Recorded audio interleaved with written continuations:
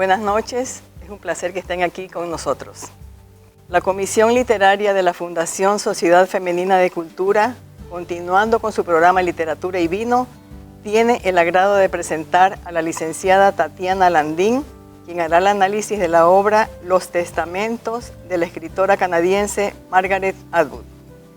Tatiana Landín Ramírez es licenciada en Comunicación Social, mención Literatura de la Universidad Católica de Santiago de Guayaquil, con experiencia docente en varios colegios de Guayaquil, periodista en algunos medios de prensa. Ha sido miembro de la Comisión de Contenidos de la Feria Internacional del Libro. Ha presentado libros y se ha pronunciado en la crítica literaria. Aprovecho la oportunidad para invitarlos a nuestro próximo programa de Literatura y Vino, el 29 de octubre, en el que se analizará la obra Mañana tendremos otros nombres, del escritor argentino Patricio Prón. El análisis estará a cargo de la licenciada María Cecilia Velasco. Los Testamentos es la obra que nos convoca esta noche. Bueno, yo quiero empezar aclarando que voy a analizar este texto teniendo en cuenta la propuesta feminista que encontramos en la obra a través de tres personajes: Tía Lidia, testigo 369A y testigo 369B. Más adelante vamos a encontrar a qué personajes corresponden estas denominaciones. También aclaro esto porque nosotros podemos abordar un libro desde diferentes acercamientos, desde diferentes perspectivas, y yo les voy a proponer la mía. Bueno, vamos a conocer, como ustedes están viendo en la pantalla, a Margaret Atwood. Creo que hay muchas cosas que se pueden decir de ellas, fundamentalmente que nació en 1939 en Canadá, tiene 81 años, y resalto su edad porque es una escritora que está muy presente en este tiempo. Es una escritora, como es para así llamarla, móvil. Recientemente estuvo, antes de la pandemia, en el Hay Festival de Cartagena, hablando sobre los testamentos y sobre varios temas. También ha estado muy próxima en América Latina, estuvo en el 2017 conversando en la Biblioteca Nacional de Argentina con Alberto Mangel, y por lo que podemos destacar es una autora que ha estado muy presente también en América. Bueno, como ustedes ven en la pantalla, tenemos varias obras de ella. Creo que la más conocida obviamente es El cuento de la criada, que ustedes pueden ver aquí. Es de 1985, está traducida a más de 40 idiomas. También tenemos Alias Grace, es una obra de 1996, y podemos también verla en Netflix porque también se convirtió en serie. Y tiene muchas obras. También es una autora que ha sido galardonada con el Premio Príncipe de Asturias del 2008, y el año pasado, por Los Testamentos, recibió el Booker Prize 2019. Entonces es una autora que podemos situar en muchos géneros. Ella escribe poesía, ensayo, novelas, y la mayoría de sus temas están relacionadas a temas feministas, relacionados a la desigualdad de las mujeres, y también a temas distópicos. Ya vamos a ahondar más adelante sobre este término utilizado en la ciencia ficción, y su preocupación por el cuidado también del medio ambiente, ¿no? Entonces ella nos va a situar también en ciertos temas que van a ser recurrentes en sus novelas. Como ustedes pueden observar en la siguiente diapositiva, tenemos que no podemos dejar de hablar de Margaret Atwood sin mencionar su activismo y su permanente quehacer crítico y político en las redes sociales. Como ven ahí, yo he puesto Twitter, y también sobre su palabra pública, o sea, qué dice, qué nos llega de ella. Entonces ella tiene varios pronunciamientos, como ya lo mencioné, es muy visible su activismo. Y quiero mencionar un caso reciente que fue en julio de este año, que ella firmó una petición junto a 150 intelectuales. Fue una carta que fue publicada en la revista Harper y causó mucha polémica, porque estos intelectuales norteamericanos, también de otras nacionalidades, se van a pronunciar en contra de la cultura de la cancelación. abogando mucho por la libertad de expresión, advirtiendo de la censura que esto lleva de por medio, pero también es un texto que causó muchas críticas porque no veían, lo veían como un gesto anacrónico de los intelectuales, el hecho de que ellos publiquen una carta en plenos tiempos de Twitter, en plenos época mediática. Me parece que Jorge Carrión, el autor español, habla de este intento de estos intelectuales de denunciar, y que es un poco paradójico que utilicen una carta cuando ellos se están pronunciando en temas que son críticos y muy visibles en las redes sociales, con hashtags. Por ejemplo, se refieren mucho a cuando hablan de los hashtags en contra del racismo, de la igualdad de las mujeres. Entonces, para hablar de estos temas, el hecho de que ellos se pronuncien a través de una carta es un hecho anacrónico para él. Eso fue un dato muy interesante que encontré. También es importante mencionar su proximidad, como ya lo mencioné, con América Latina. Ella se ha pronunciado a favor del aborto legal, el movimiento también de las mujeres de Argentina. En el 2018 escribió una carta pública apoyando en pleno debate. También se ha manifestado, como ustedes ven en la fotografía, en contra de los feminicidios, con el movimiento Ni Una Menos. Los invito a que conozcan más de ella en el Twitter, que lo curioseen, que veamos cómo esta autora es bastante visible en este tiempo. Ahora sí, para continuar con nuestra charla, no podemos dejar de hablar de los testamentos si no tenemos en cuenta El cuento de la criada, que es el primer libro que la autora publica. Hay 34 años de diferencia. Este es publicado en 1985 y los testamentos el año pasado, en el 2019. ¿Qué sucede con El cuento de la criada?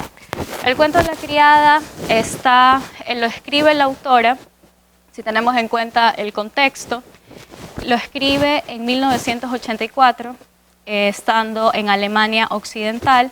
Tenemos ya estos contextos inmediatos para poder abordar la obra, y también tiene otras bases que ella reconoce en la ciudad de Massachusetts, donde está Harvard, y ella destaca sobre todo los orígenes puritanistas religiosos de ciertos estados, y a partir de ahí ella arma esta ficción. También menciona que en la época que a ella le tocó vivir en Alemania, escribe con máquina de escribir, le toca otro proceso. Y esto lo explica en la introducción de esta publicación del 2017. Me parece que es muy importante tenerlo en cuenta porque ella explica el proceso de la obra y el ambiente también de configuración de este trabajo.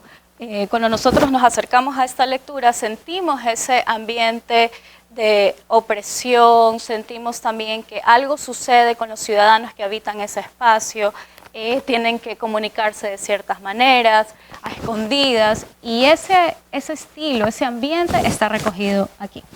Y también hay un hecho muy importante, es que esta obra se reactualiza, por así llamarlo, ¿no? En el 2017 hay una serie de televisión, El cuento de la criada, lanzan su primera temporada y la obra se empieza a releer nuevamente. Hay un interés evidente en esta obra, y vamos a encontrar entonces que sucede también algo importante, que la autora lo menciona en varias entrevistas también, que en el 2017 Donald Trump gana las elecciones. Entonces ella, la autora Margaret Atwood, atribuye también a ese dato el miedo que rodea a los ciudadanos por no saber qué va a venir con este nuevo Estado que se va a venir encima, este nuevo orden político.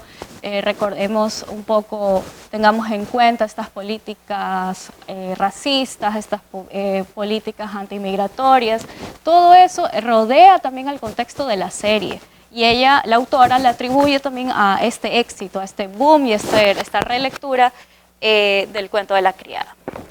Esto para tener en cuenta también a los testamentos. Hay una realidad archivística, yo lo llamo así, a varios hechos que rodean esta obra también. Estamos hablando de los testamentos ahora del 2019, como había mencionado, El cuento de la criada tiene otro contexto, que es 1984, y el de acá, por así decirlo, se escribe ya pasando por tres temporadas del cuento de la criada. Entonces no podemos desconocer que hay una influencia evidente, también influye mucho el hecho de la realidad televisiva, la ficción que también se están creando a través de esos personajes. Y que las personas que han visto la serie y que van ya creo que a la 4ª temporada, van a poder reconocerlas aquí. Partamos también de que nos estamos moviendo frente a un terreno distópico, es un término usado en la ciencia ficción, para imaginarnos lugares que no son para nada habitables, que vamos a entrar a un orden para nada ideal, sería todo lo contrario a la utopía. Estamos frente a sociedades totalitarias, sociedades donde se quitan los derechos a la ciudadanía, donde hay solo que obedecer a un aparato estatal, y hay una serie de cambios y transformaciones que se van a instaurar en ese tipo de sociedades. En el caso del cuento de la criada y los testamentos, la República de Gilead va a proponer un nuevo orden para reorganizar una sociedad decadente con problemas sociales, económicos, con faltas de recursos naturales y sobre todo, el más importante, donde hay una baja tasa de natalidad. Y ese problema va a ser solucionado utilizando una serie de estrategias que se van a ver representadas en los cuerpos feminizados, es decir, en los cuerpos de ciertas mujeres, porque va a haber una jerarquía, van a dividir a la sociedad y convertirlas en máquinas reproductoras. Y ese peso va a recaer sobre todo en las criadas. Como ustedes pueden ver en la diapositiva, el color que utilizan ellas es el rojo. Se van a diferenciar también de otras mujeres porque van a dividirlas y jerarquizarlas a través de los colores. Las esposas que están en el mayor rango tienen color azul, las tías que se dedican a reeducar y rearmar esta nueva república utilizan el color marrón, y a partir de allí nosotros vamos a ir viendo estas diferencias. En el caso del cuento de la criada, eso quiero hacer énfasis, la autora le da protagonismo a la voz de una criada. Estamos hablando de Fred. Esta es la protagonista. A través de la primera persona vamos a asistir a cómo se ha ido reorganizando este nuevo orden, a través de su mirada, a través de su pasado, su presente. Vamos a ir imaginando cómo se ha reinstaurado este nuevo orden. En el caso de los testamentos, vamos a asistir a un cambio totalmente equilibrado, por así decirlo, pero que creo que alguien sí se lleva el protagonismo, que es la tía Lidia. Y esto es lo que voy a explicar más adelante. Quisiera que para poder entrar exclusivamente a los testamentos, veamos un video de introducción. Me parece que es el tráiler, ¿no? El tráiler de la primera temporada. I was asleep before. That's how we let it happen. When they slaughtered Congress, we didn't wake up. When they blamed terrorists and suspended the Constitution, we didn't wake up then either. Now I'm awake. My name is Offred. I had another name. Ladies, I have to let you go. It's the law now. They needed to do it this way. All the bank accounts and the jobs all at the same time. You imagine the airports otherwise? Run, run, run! No, please don't take her. You girls will serve the leaders and their barren wives. You will bear children for them.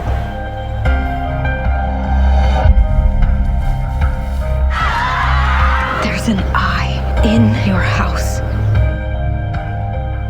I'll send you to the colonies. You'll be cleaning up toxic waste and then you'll die. Tonight is a celebration of Gilead and of what we have achieved. We only wanted to make the world better. Better. Better never means better for everyone. I want to keep on living for her. Remember your scripture. Blessed are the meek. And blessed are those who suffer for the cause of righteousness. En el tráiler vimos a la protagonista. Estamos hablando que es la protagonista de la primera temporada, en que está basado el libro El cuento de la criada. Es de Fred y termina con la mirada de la tía Lidia, que en ese caso la ficción, interpretada por otra actriz. Y quiero arrancar esto porque nos da los primeros signos, nos sirve para situarnos en este tipo de sociedad. Y como ya lo mencioné, los testamentos se va sobre todo a centrar en el declive, es decir, qué pasó, cómo pueden derrocar a este nuevo, al orden que está impuesto en la República de Gilead, que parecería imposible, ¿no? Pero, como voy a explicar más adelante, esto es posible a partir de una estrategia armada ya por tía Lidia. Bueno, a breves rasgos, para ir introduciendo la parte estructural de la obra, por así decirlo, Los Testamentos está dividida en 27 capítulos, hay 71 apartados, cada uno de ellos corresponde casi equilibradamente a las 3 voces narrativas, como ya mencioné en la introducción y que voy a profundizar más adelante. Es una obra lineal, asistimos a un evento que ocurrió en el pasado. Hay una estrategia interesante si aquí, en el cuento de la criada, nosotros accedemos a esta información por medio de unas cintas que se encuentran de lo que grabó esta sirvienta, esta esclava, por así llamarla. Y acá vamos a asistir a unos testimonios, a un testamento, al hológrafo que escribe tía Lidia, y son las memorias, por así decirlo. Por un lado, vamos a encontrarnos entonces con un manuscrito que va a ser analizado dentro de un simposio organizado en el 2197. Se organiza este evento y yo lo veo también como un juego, ¿no? Vamos a asistir al inicio a esta historia, hay un pretexto de por medio, nosotros vamos a acceder a esta novela a partir de este hallazgo, ¿no? Que se han encontrado estos testamentos o estos testimonios de lo que fue Gilead, y eso nos ayuda a ir conociendo y nos conduce a conocer más la historia. En el caso del simposio, la autora siempre los coloca al final del libro. Y yo lo llamo juego ficcional porque me parece que la autora primero se burla mucho de un lenguaje académico, de la postura de ciertos intelectuales, de ciertos historiadores, en cómo se trabaja con el material que se encuentra y las interpretaciones que se dan también a ello, ¿no? Y me parece un juego interesante, creo que juega con la verosimilitud, hace un guiño al lector. También quiero mencionar que la tía Lidia, que es la voz principal de esta historia, siempre se refiere a un lector, a alguien que sabe que va a leer esta historia. Ahí está apelando a un otro y me parece que hay desde ahí se va configurando una esperanza, y llamo esperanza en el hecho de que esto en algún momento se va a terminar. Y por medio de la lectura, ustedes, lectores, lo van a conocerlo. Creo que en su apuesta de escritura hay esta esperanza de por medio, que también lo abordaré más adelante. El lenguaje es ágil, parece que es un lenguaje irónico a ratos, introspectivo muchísimas veces. Recordemos que es una narración en primera persona, donde también vamos a conocer aspectos, obviamente. Hay un cambio de narradores cuando se van a acercar a ciertas acciones, pero sobre todo predomina la introspección, porque estamos hablando de que están contando unas memorias, hay testimonios de por medio, y se siente ese grado de intimidad también, de qué nos están revelando. Son sus pensamientos, su mundo interior, sus inconsistencias, sus crisis, vamos a encontrarlas aquí. Y bueno, hay que tener también bastante cuidado en el lenguaje, estamos asistiendo a una traducción. Ahí también hay otro proceso creativo de por medio, nos vamos a encontrar, se cuelan ciertas palabras que son sobre todo españolas. Esta es una edición de Salamandra, y que sí creo que pueden ir restando un poco al texto, ¿no? Porque no estamos todos en el mismo contexto de apreciar ciertas palabras, ¿no? Creo que se hace un poco de ruido. Por otro lado, a pesar de que es una obra extensa, tiene un ritmo y una tensión bastante ágil. Es fácil de seguir el ritmo y de seguir y querer acercarnos más a este texto.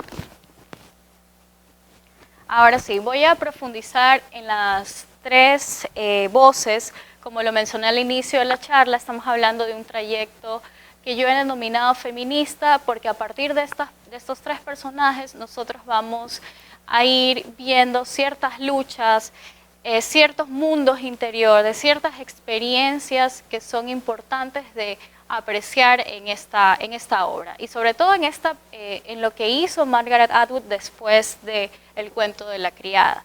Es darle protagonismo a 3 voces, dejó reposar 34 años, y a partir de ahí podemos ir revisando y asistiendo a este cambio que hay aquí, ¿no? Quiero empezar con tía Lidia. Tía Lidia es la líder de las fundadoras. Ella tiene una posición de poder bastante fuerte, por así llamarla. Creo que compite mucho con los que son llamados comandantes, que son los hijos de Jacob.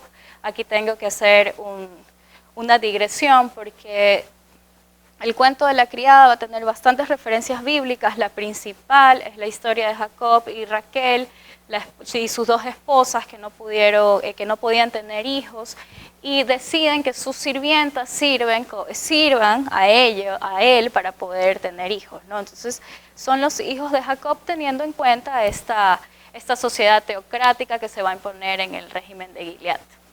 Entonces tía Lidia es la líder de las fundadoras, es la tía principal. Vamos a conocer por medio de ella también a otras tías, que son la tía Vidala, Elizabeth, Elena, y unas disputas y luchas constantes. Hay unas escenas, hay una narración que se va a enfocar mucho en todo el entramado y cómo por así decirlo, tratan de incriminarse en ciertos aspectos. La obra arranca con una estatua que se le hace a tía Lidia, y esa estatua también se va a convertir en un símbolo constante de falsas acusaciones. Tía Vidala le insinúa a tía Lidia que eso es falso, se la va a acusar de falsa idolatría, porque la gente va y le entregan naranjas, les ponen ofrendas, y nos van a ir envolviendo en ciertas peculiaridades y mundos que sobre todo tiene que ver con la disputa de poder. ¿Quién tiene el poder allí? ¿Quién manda? Ellas viven en Casa Ardua, y a partir de ahí vamos a ir conociendo también qué pasa en ese mundo, ¿no?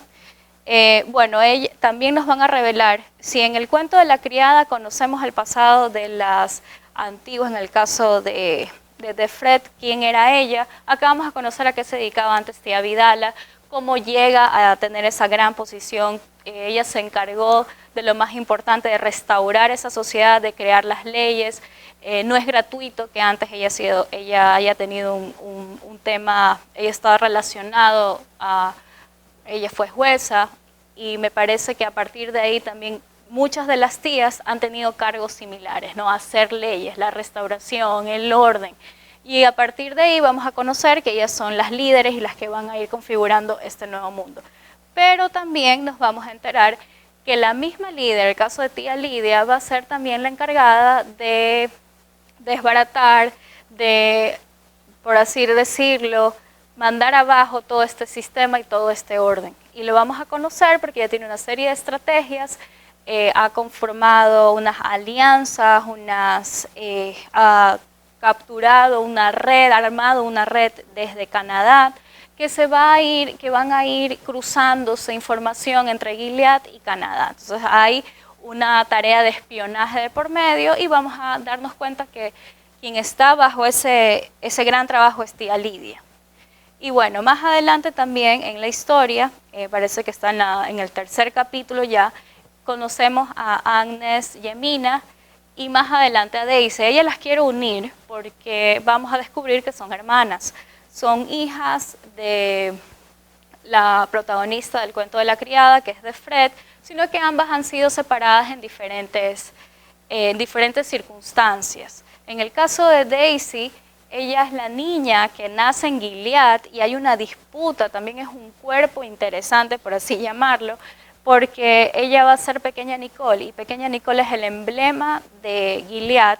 Hay una disputa permanente con Canadá pidiendo que la devuelvan, exigiéndole Gilead a Canadá que dónde está Pequeña Nicole, y la han buscado por más de 16 años aproximadamente.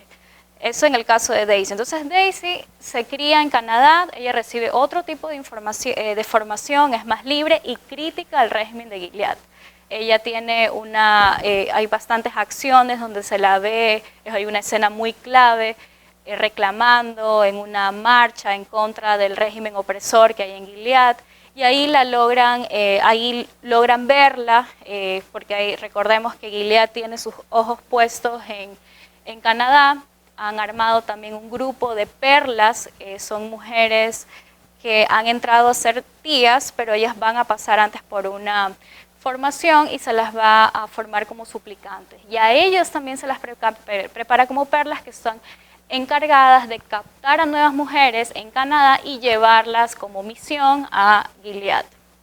El caso de Daisy, ella es criada, como ustedes lo pueden ver en la diapositiva, con Melanie, con Neil, que son sus supuestos padres, pero lamentablemente los asesinan, y a partir de allí cambia la vida de ella y cambia para poder liberar a Gilead, y cuando se encuentra con su hermana Agnes Yemina. En el caso de Agnes Yemina, ella está en Gilead, ellas se van a reencontrar allí, se van a reencontrar dentro de la Casa Ardua, porque Agnes Yemina se niega a casarse y decide formarse como tía. Esa era, por así decirlo, la única forma de escapar de casarse, ¿no? Y recordemos que son jóvenes, no pueden decidir, están educadas, su pensamiento o su destino es ser educadas como esposas. Eso sí depende de la jerarquía a la que hayan accedido, a la educación. No todas las mujeres en Gilead, eso hay que tener bastante en claro, son esposas.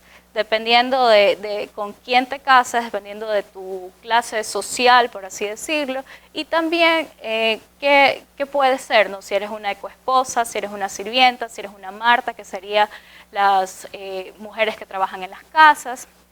Y a partir de ahí también Agnes Yemina nos permite conocer el tipo de educación que reciben las mujeres de Gilead. Insisto, una educación teocrática, no pueden acceder a la lectura, toda la formación que ellas reciben son a través de sus maestras, que serían las tías, y que las educan para ser buenas esposas, y cómo tratar también y sobrevivir en este régimen y tratar a sus subalternos.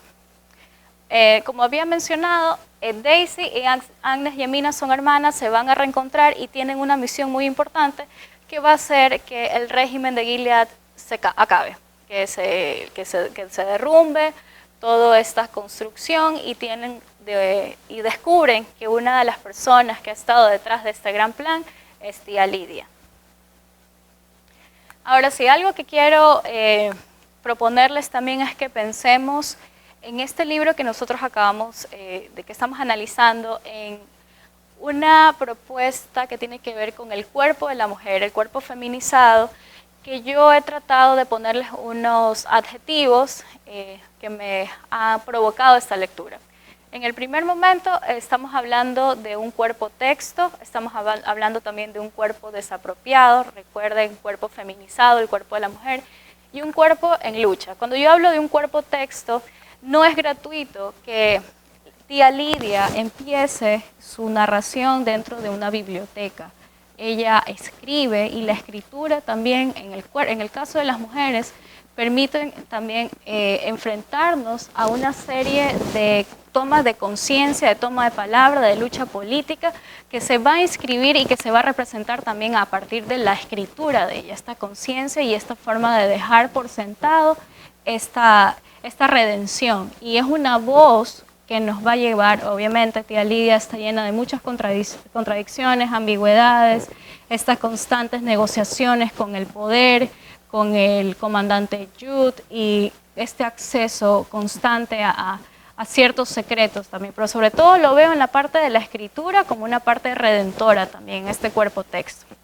En el caso del cuerpo desapropiado, tenemos a Agnès, ella nos permite desarrollar esta postura a partir de todas estas reflexiones que ella siente cuando les dicen que tienen que casarse. A ella le dicen, tienes que casarte de un día para el otro. Su madrastra Paula, ella pasa por un proceso bastante lamentable, porque su ex madre fallece, que luego descubre que no está viva, y hay una serie de circunstancias también que la vida de ella le cambia de la noche a la mañana.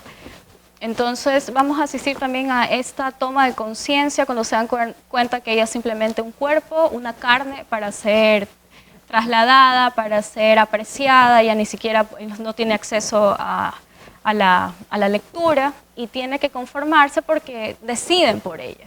Entonces, en esta conciencia del cuerpo vamos a encontrar bastantes reflexiones que tienen que ver, como las que ustedes están leyendo en la diapositiva, que ustedes van a ir también captando qué elaboraciones hay sobre esta propia lugar de la mujer y sobre todo el cuerpo. O sea, qué ocurre cuando nos tratan como objetos, esta cosificación constante que ella lo menciona aquí.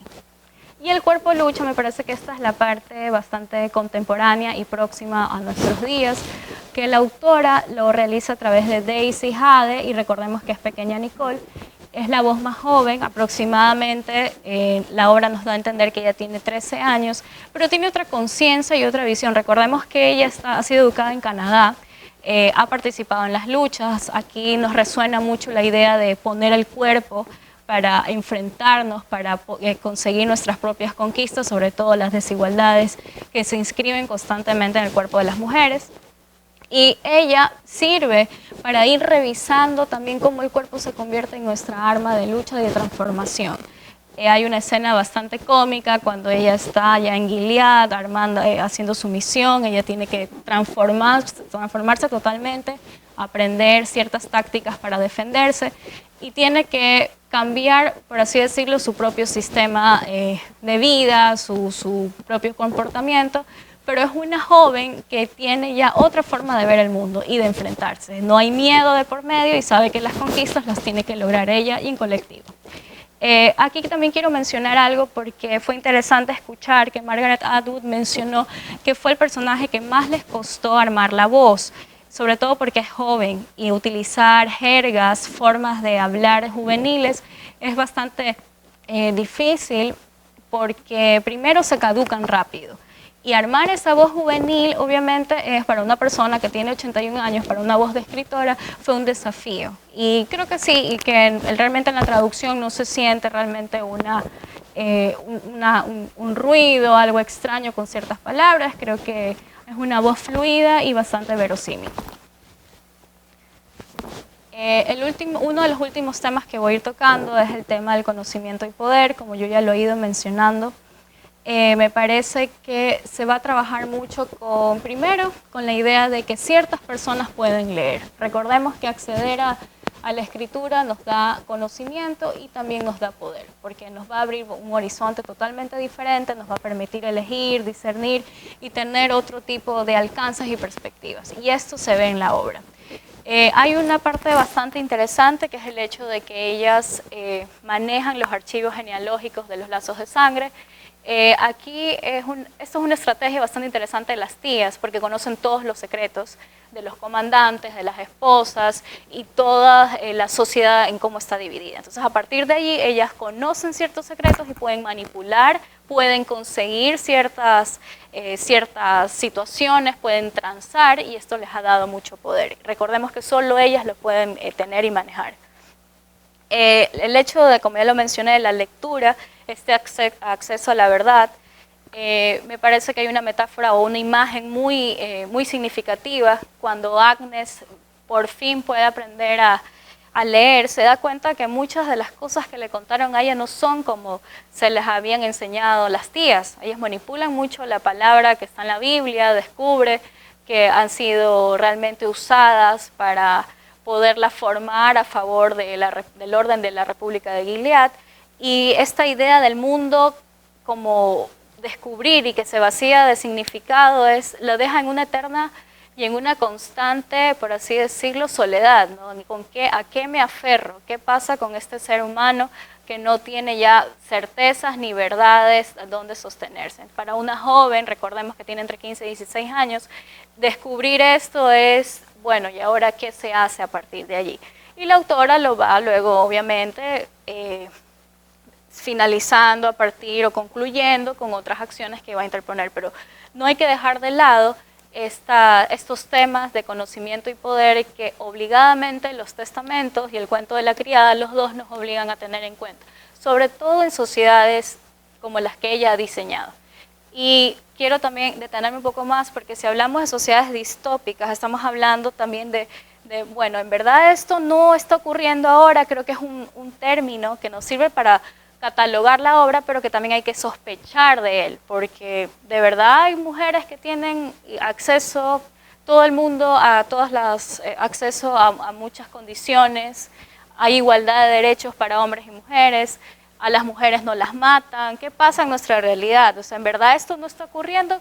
Creo que muchos tienen ya alguna respuesta que nos está diciendo, bueno, creo que la ficción en este caso está más próxima, lamentablemente, ¿no? Para ir concluyendo, esta es mi última parte de la propuesta que yo les he traído. El microcosmo cotidiano. Yo creo que microcosmos lo he llamado así como para ir revisando estos espacios que van a permanecer, que prevalecen y se destacan en esta obra. Por ejemplo, la biblioteca, la sala de lectura, la cocina, las habitaciones. Son mundos y espacios que permiten revisar el quehacer cotidiano de los protagonistas o de los personajes secundarios que están ahí.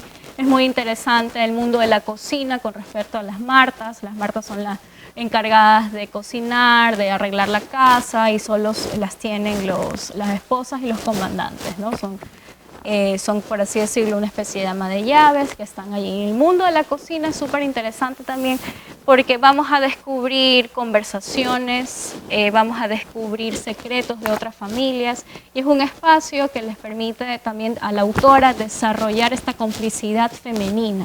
Y también, cuando hablo de complicidad, no como término peyorativo, sino como algo a favor de la vida de las mujeres y de las situaciones, y que tienen que ver sobre todo con la experiencia de transformación del espacio, me parece que se puede reivindicar el espacio de la cocina también como este espacio también de alianzas.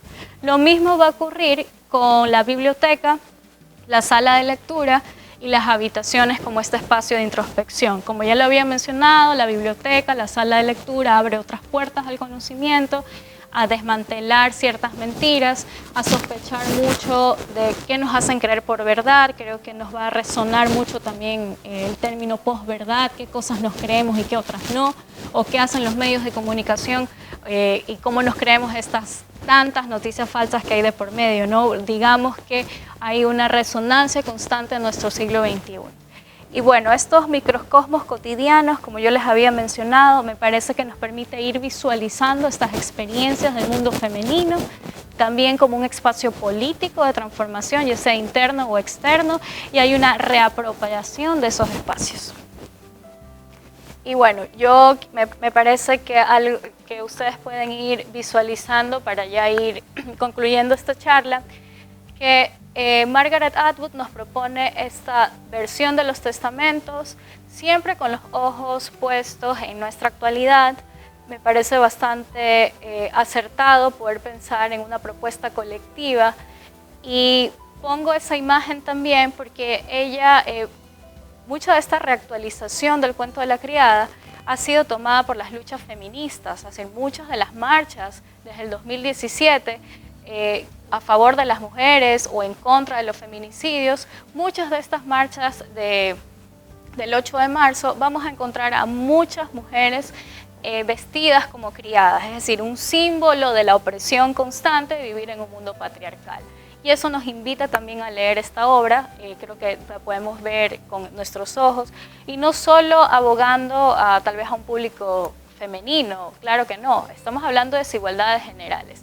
Y en esto me resuena mucho a una filósofa que es Marina Garcés, cuando ella hace un análisis en un libro que se llama Ciudad Princesa, de estos procesos colectivos y de estos cambios políticos que ocurren siempre en ciudadanía. O sea, cualquier cambio, cualquier movimiento tiene que ocurrir dentro de esta esfera de una construcción de un nosotros, de una sociedad civil, y también de estos colectivos que nosotros vemos hoy en día. Creo que eso también es una invitación para ir revisando los testamentos. Muchas gracias y espero que hayan disfrutado de este análisis.